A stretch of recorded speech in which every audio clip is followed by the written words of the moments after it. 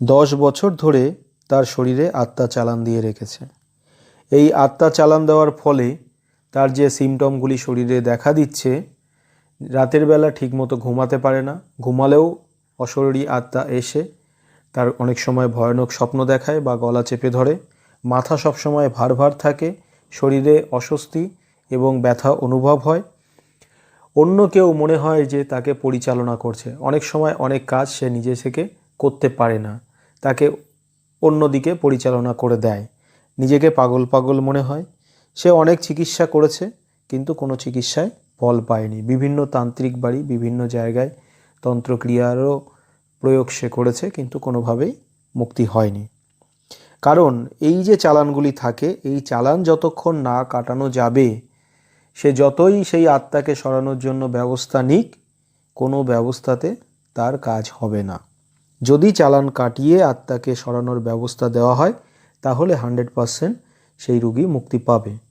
তবে সময় সাপেক্ষের ব্যাপার, অনেক সময় দেখা যায় খুব অল্প দিনে সে ভালো হয়ে যায়, অনেক সময় 2 থেকে 3 মাসও টাইম লেগে যেতে পারে।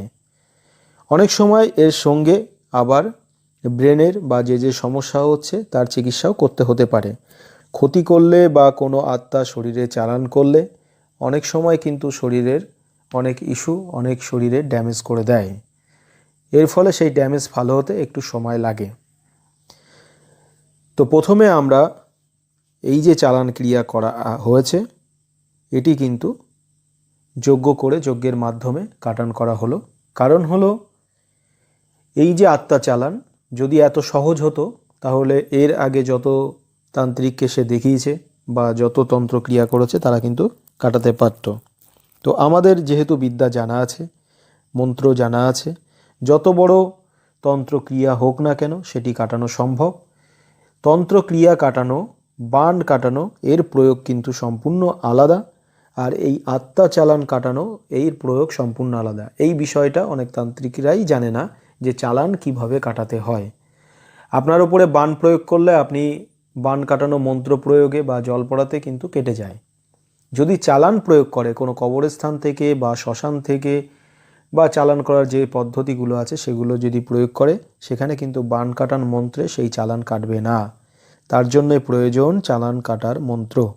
তো সেই মন্ত্র প্রয়োগে, সেই যন্ত্র প্রয়োগে এই ক্রিয়াটি করা হলো এবং তাকে আগে থেকেই তাবিজ, মহামৃত্যুঞ্জয়, জিনের কবজ দেওয়াতে সে অনেকটাই ভালো আছে। পরবর্তীতে তাকে ফিডব্যাক দিতে বলা হয়েছে, সে অবশ্যই উপকার পেয়ে ফিডব্যাক দেবেন। ধন্যবাদ। এই বিষয়ে যদি কারো কোনো প্রশ্ন থাকে আপনারা করতে পারেন। ভিডিওটি ভালো লাগলে লাইক এবং শেয়ার করবেন।